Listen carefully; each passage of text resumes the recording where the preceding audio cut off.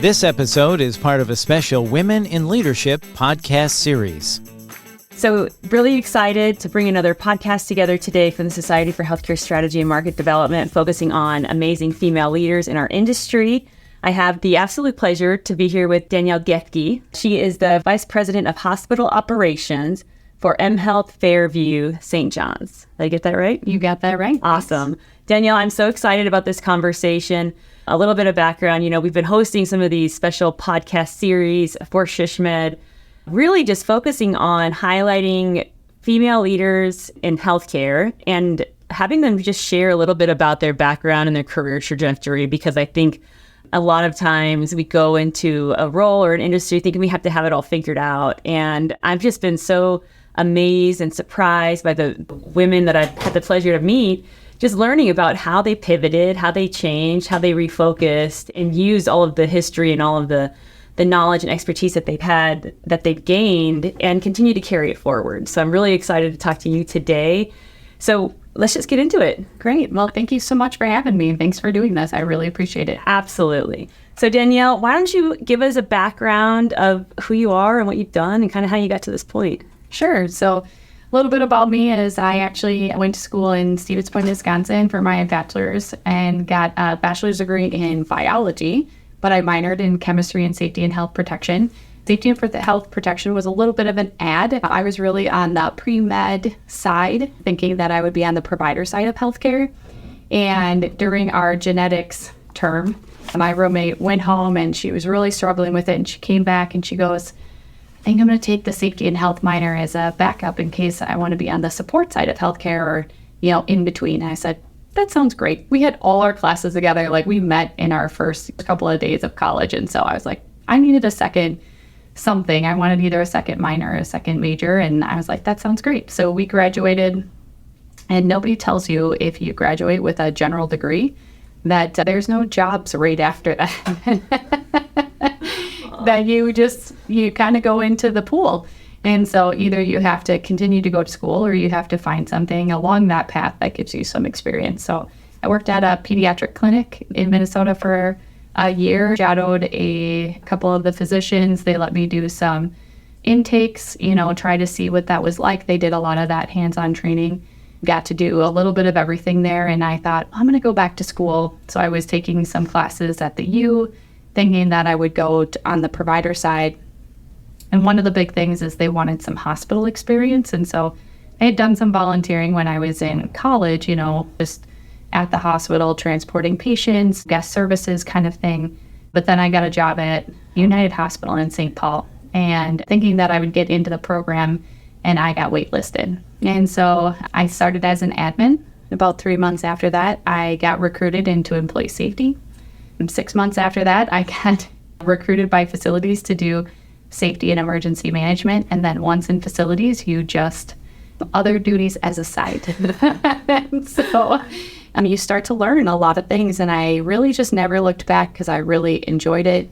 The first thing a new leader said to me is, oh, by the way, you're going to do emergency management. And on Fridays, we spend the first 4 hours of the day in the conference room because we have a major construction project going on. And so I just got to learn a lot and through that process and get different things to be able to do. I was responsible for fire safety and hazardous waste and training for employees. And that year that I started was the Republican National Convention. So started in January of 2008, and we had the Republican National Convention September of 2008. So I got to learn a lot, lots of on-the-job training. Yeah, that's amazing. So, it's awesome to hear you reflect on it, because, it sounds like there was probably a lot of stressful moments, right? A lot of stressful moments, because you kind of just didn't know what was going to happen. It was a little fluid in those first couple of years. So I'm just curious, thinking back now, obviously you have the beautiful benefit of hindsight being in this role you're in now, but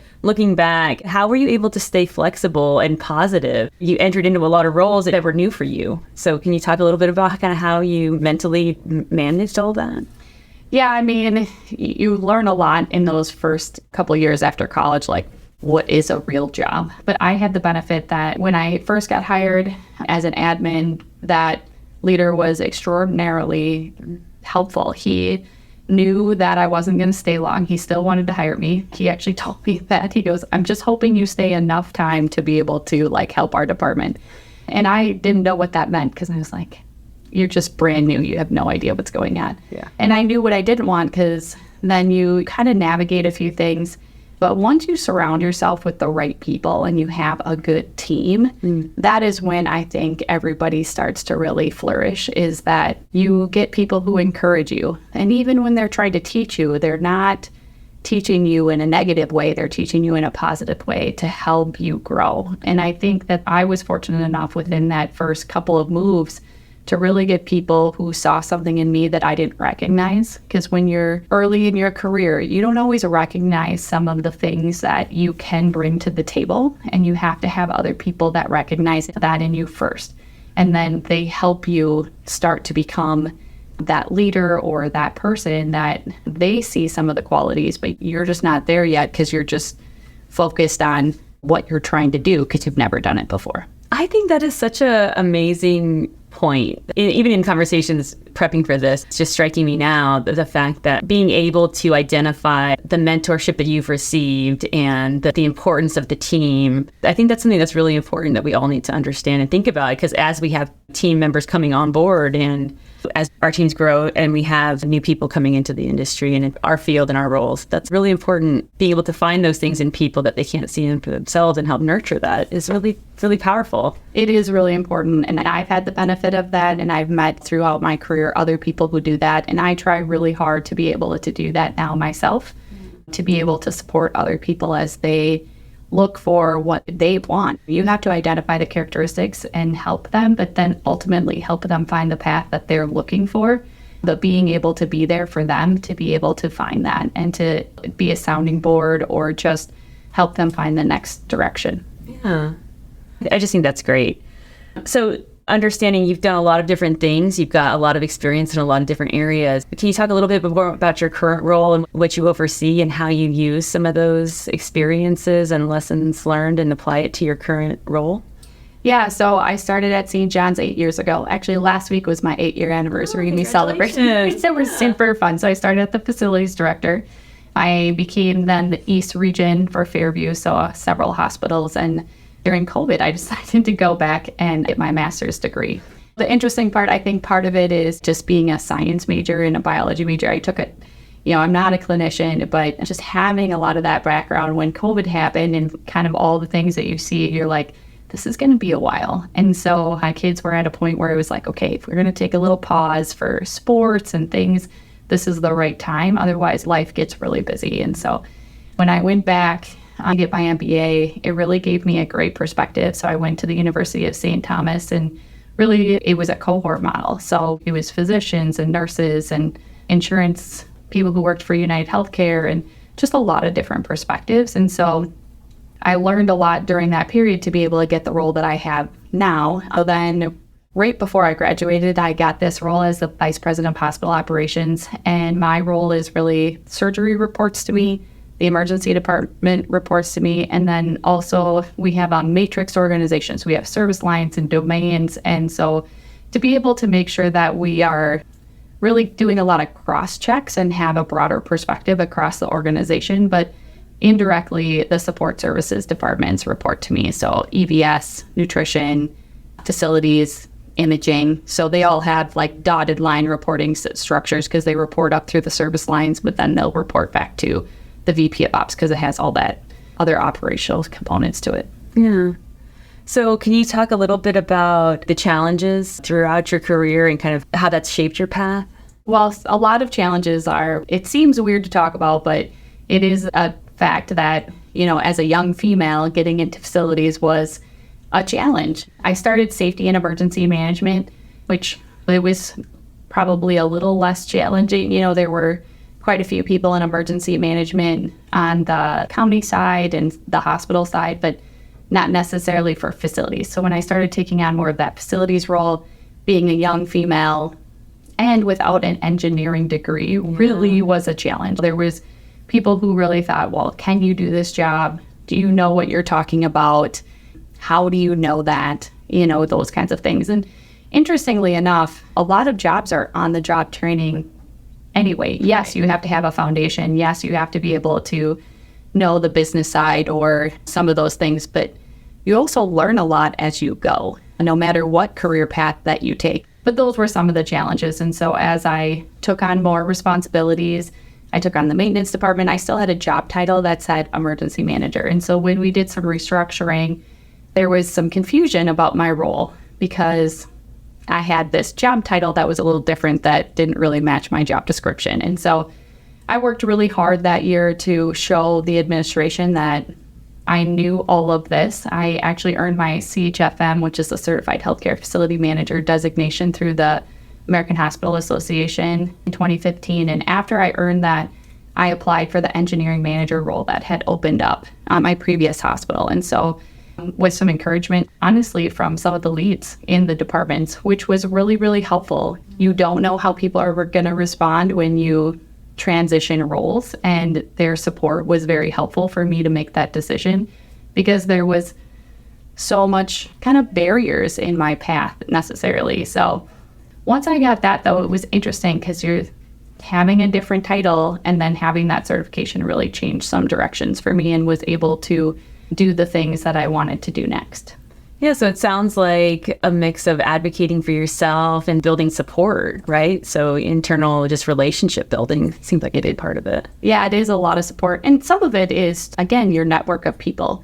You know, people that know who you are, that believe in you, that trust you, that you have to prove a little bit that you know what you're doing. Because it's not just about who you are. You have to still be competent in your abilities. But sometimes when you walk into somebody who doesn't know you, if you don't have that advocate or people that are on your side, it's a little bit harder. And so you have to be able to navigate those challenges and be persistent. I consider myself pleasantly persistent. So that's a very nice way to say it. Yeah. So I mean, you're still just getting started, so you have a long way to go. But as you look back, I mean, can you point to some of the standout moments that you've had in your career so far? I'm so fortunate. I've had some great moments. A lot of it, again, has to do with the teams that you're with. And so my previous team, when I was in emergency management and we were doing the Republican National Convention, like we got to learn so much. I got to do things that most people never get to do, meet different people. We got to do some really interesting activities after that. We went out to Pennsylvania with the city of St. Paul to do a couple of days training, and they brought like the community members, their city team, police, fire. You just learn a lot. I was on a all hazards incident management team. The state of Minnesota has a type 3 all hazards incident management team. And after Hurricane Sandy, we actually got asked, some of them earlier, I got to go with a second team where we were doing some cleanup. So we were in a bunker in northern New York, which was very interesting because you are in a hole in the ground, like it's a big trap door that you walk down the stairs. And I was early pregnant. Oh, gosh. But I really got to learn a lot. I got that real world experience was pretty incredible. Meeting different people, seeing how different people do different things. I've always been very fortunate to be surrounded by great teams. My first team was awesome. Like I said, they mentored me. They saw things in me. They're my good friends. They continue to be good friends of mine, and we stay in touch. And then I met people through ASHE and through the local chapter here and then through the national chapter, and have gotten to do some fun things that way. It kind of helps me balance the day-to-day work, the grind of the work, because we all have that. And then some of the things you are really passionate about. You get to do education. I love telling people why it's important and helping them see how it helps them do their jobs a little bit better through fire safety. We did a fun video. It's like how the Grinch saved the holidays or something, and just super fun things that I never thought I'd be able to do, but it's really been a great opportunity. And it's really about the people in the network and all the different things that you get to learn along the way. And so ASHE, which again, can you explain what that is? ASHE is the American Society for Healthcare Engineers. So I've been a part of that since 2007. Very early on in my career was encouraged to do that. And it's a professional membership group as part of the American Hospital Association. So they have a couple of different members, and they have local chapters, and then they have the national organization. And so I've been fortunate to be a part of local chapter boards, and then also Now I sit as the advisory board member for Region 6, which is Minnesota, Wisconsin, Iowa, and the Dakotas. And then we have the relationship with the Canadian Hospitalist Engineering Society. It's been a really great experience that way. That's awesome.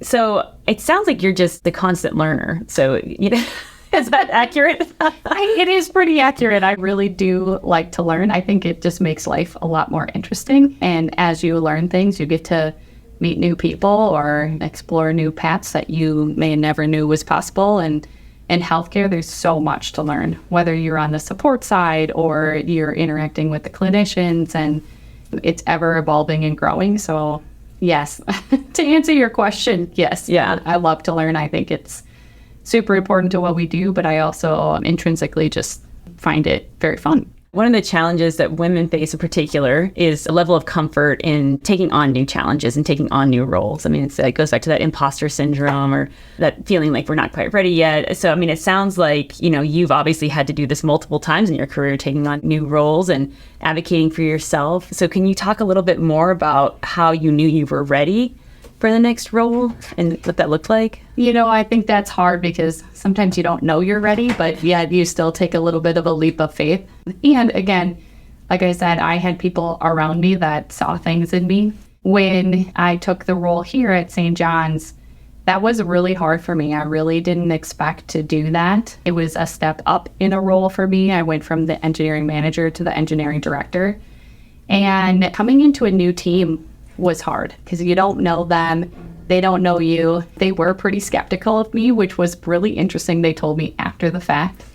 But one of the first things we had to do was fix non-compliance issues with the life safety code. And I came in, and you try as a new leader to not just rush in. But when you see something that's super obvious, you're like, okay, we need to fix this now. And because of that knowledge base that I had built, because I have had the opportunity to do so many different things, it's also taught me how to communicate a little differently as well. And so I think being able to communicate to a broad audience of people has helped me when I have to build trust with a new team or build that confidence in that people can have in me. And so I think that's helped me a lot. But it is a challenge every time you take on a new role, and you have to be okay with some of the gray space that happens as you navigate that. Yeah. So this is one of my favorite questions. What advice would you give yourself as you were starting out? If you could kind of rewind and go to Danielle way back when she's starting out, just finishing your undergrad, what would you tell yourself?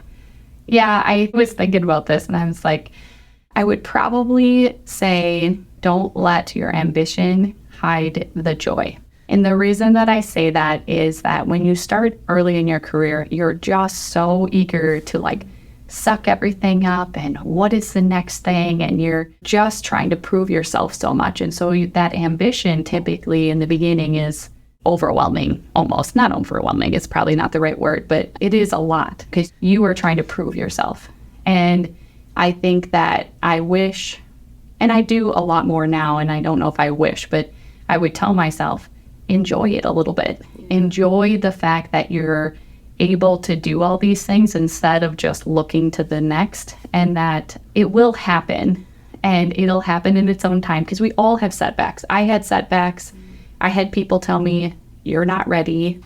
And that was hard, honestly. I was not expecting them to tell me that. And you have to take a little bit of time to swallow that a little bit. But I'm grateful looking back at it because it didn't require me to slow down a little bit and enjoy the part that I was missing, because I was just looking to what the next adventure or job or whatever that was, because you have these expectations during college, after college, of what you're going to do. It's like a high school student.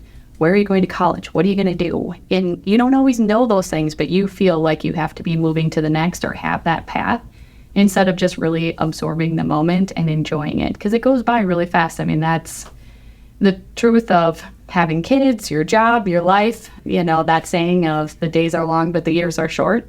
And so enjoying the time in the moments that you are doing that work and that it really is making an impact. And so you can reflect on the things that you did, which was great, but you wish you would have really enjoyed that to soak it up and even learn from a little bit better to continue to work through those things. I think that is such a great message because especially as female leaders, I mean, I think it is something like there is a drive that's required, right? And it's like, go, go, go. You're not succeeding unless you are conquering. And I think that is such a powerful and important thing to remember that our time's limited. And so we have to slow down sometimes. Yeah, and just take the time. Yeah, I think that's great. Obviously, you've got a lot of things going on here. You've got a lot to look forward to. What's next for you? What are you working on? Well, right now we're working on a lot of things at St. John's. We're really, like I said, I've been here 8 years. I've been in this role about 2.5. We made a lot of changes to St. John's in the last couple of years, almost 4 years ago. There was some changes that happened that we moved the cath lab procedures over here. We moved cardiac open heart procedures. And during that time that we were building some of those programs, we had to build a new OR, we had to build a cath lab. We were just growing at such a fast rate that we've really started to exceed what normal operations would be. We're always at peak capacity, peak momentum, and patient flow, which is great. My role now is to help us really build upon some of that work that we can do to not only standardize it, because we know that there is still more healthcare to come. I think it's 2030, don't totally quote me, but 1 in 5 people will have a cardiac diagnosis, and those come with other morbidities. And we, as a hospital, have to be ready for some of that. And we're becoming a tertiary care center where we're taking on a higher acuity. And with that, we're trying really hard to grow some of our programs, just trying to really create good culture. You know, culture is really important when you're taking care of people. You know, that's the thing that I love about healthcare, is that we are in the business of people, whether you're on the support side or the clinical side. And so my role as the VP of Operations is to really help bring all of that together to help them do, and my teams do, the best that they can for their work so that we can help people. And so that's what we're really focused on. And we have to do that in an ever-changing environment as far as what's going on with the healthcare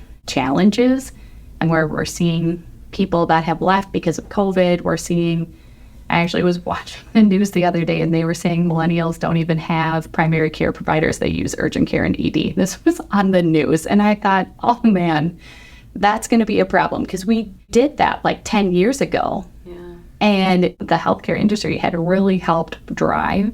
But with COVID, we just had a setback, and now we got to help that forward a little bit to be able to support people where they are, but help them be more proactive, but also provide that tertiary care here at St. John's. Yeah, that sounds exciting. It's exciting. You know, we're very fortunate because our role is all about the human impact. And that human impact is so important. And I find that's the part that our everyday challenges, we have barriers every day that seem to come up, but we try to celebrate the little wins that we get and celebrate our teams that do all of that hard work, because it's a lot sometimes. And so those are the things that I'm focused on right now, is just helping my team be the best that they can be so that we can support our patients. That's great. I just want to thank you again for your time, for sharing your story, for sharing your message. And I've really just thoroughly enjoyed it. So thank you so much. Thank you so much. Thank you for asking me. And I really appreciate this opportunity.